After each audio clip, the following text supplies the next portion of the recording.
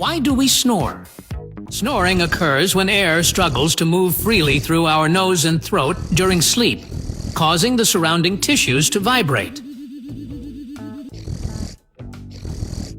This happens for various reasons. Firstly, nasal congestion from allergies or colds can block the airway. Secondly, when we sleep on our back, our tongue may block the airway.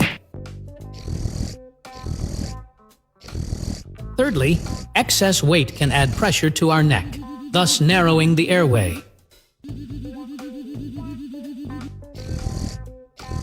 Lastly, age also plays a role, as throat muscles weaken over time, thus making snoring likely.